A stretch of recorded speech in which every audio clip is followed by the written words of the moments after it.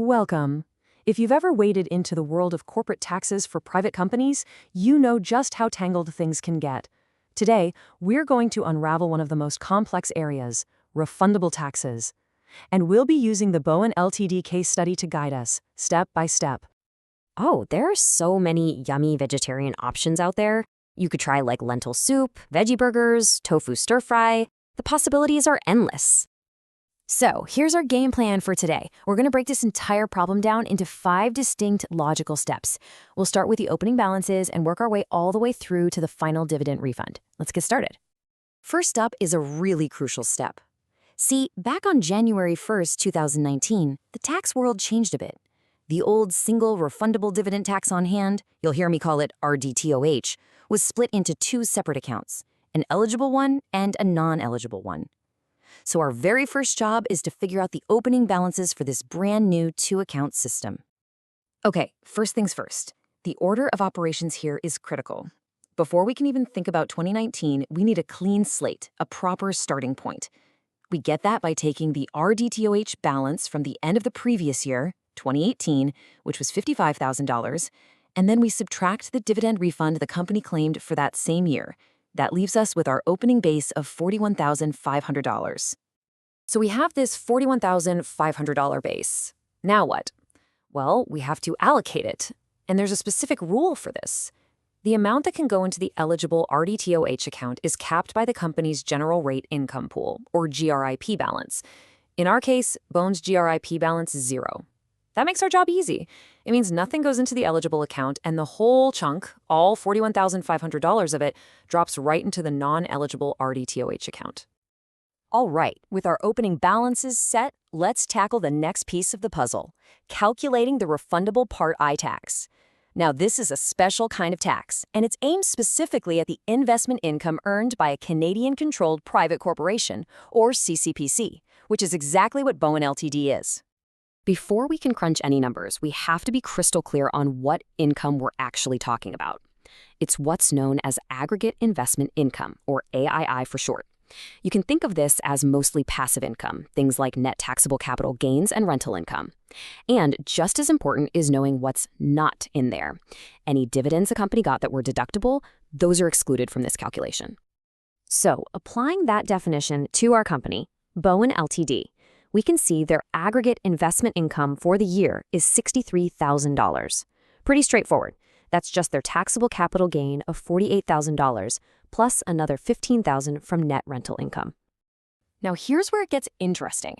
Calculating this tax isn't just a simple one-and-done formula. It's actually a 3-pronged test.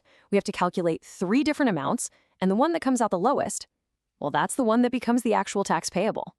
Okay, when we run the numbers through those 3 tests, here's what we get. The first test, based only on the aggregate investment income, gives us $19,320. The second test comes in way higher, and we know the third, the total Part 1 tax, is also higher. So we follow the rule. We take the lowest of the 3, which is that first result. And that gives us our final answer for this step, $19,320. That is our refundable Part I tax. Now, the absolutely crucial thing to remember here is where this money goes. This entire amount gets added to the non-eligible RDTO account. All right, let's switch gears and talk about Part 4 tax. This is another type of refundable tax, but this one is all about the dividends a private corporation receives. And you guessed it, the rules are different depending on where those dividends are coming from. You really need to think about this in 2 separate buckets. The first bucket is for dividends from what we call non-connected corporations. Think of shares in public companies. These are often called portfolio dividends.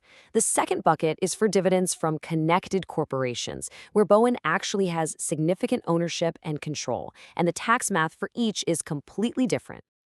So here's where it all comes together. For those non-connected dividends from the public company, the tax is just a flat 38.33%, which gives us $11,500. But for the connected corporation, the tax is based on Bowen's share of the dividend refund that the paying company got. Now look at that last column. This is key. Each type of Part 4 tax flows into a different RDTOH account. Okay, we've done a lot of the heavy lifting. Now it's time to pull everything together from those previous steps. We need to calculate our year-end RDTOH balances before we even think about any dividend refunds that Bowen might have paid out. This part is actually pretty straightforward. We're just adding everything up. We take the opening balances we figured out way back in step 1, and we add in the refundable taxes we just calculated. So the eligible account now has a balance of $11,500. And the non-eligible account, that's grown to $72,662. And now we get to the grand finale, the dividend refund. This is the entire point of this whole system. It's the mechanism that lets Bowen Limited get back some of the taxes it has already paid, and it's only triggered when Bowen pays out dividends to its own shareholders. Now, this is where strategy comes in. The company's own policy gives us a huge clue. It tells us what their objective is. They want to designate their dividends as eligible, specifically to get the biggest refund possible from that eligible RDTOH account first. That's our North Star for this whole calculation. So if their goal is to get that full $11,500 refund from the eligible account, how do we figure out the dividend they need to pay? Well, we can work backward. We take the refund they want, divide it by the 38.33% rate, and that tells us they have to pay out and designate $30,000 as an eligible dividend. Since they paid $75,000 in total, the leftover $45,000 becomes non-eligible, and that generates its own separate refund. And there you have it. The total dividend refund for 2019 is just the sum of the refunds from both the eligible and the non-eligible dividend payments. It all adds up to $28,750. This is the actual cash that Bowen Limited will get back from the government. Okay, we're almost at the finish line. To close the loop on 2019, we just need to update our RDTOH accounts by subtracting the refunds we just calculated. This gives us the correct opening balances, so we're all set for the next year, 2020. After we subtract those refunds from the year-end balances, we get our final numbers. The eligible RDOH account is now down to 0 because, well, it was fully refunded. The non-eligible account, on the other hand, will start 2020 with a balance of $55,412, ready for the whole cycle to begin again. So if there's one thing you should take away from all this, it's the absolute importance of sequence and allocation. The order you do things in matters a lot. You have to calculate those year-end balances before you figure out the refund, and you have to be so careful tracking which taxes flow into which of the two RDTOH accounts, because that directly controls the refund you can get later on. And that leaves us with a final thought to chew on. Knowing how all these mechanics work, how should a corporation like Bowen Limited strategically choose its investments?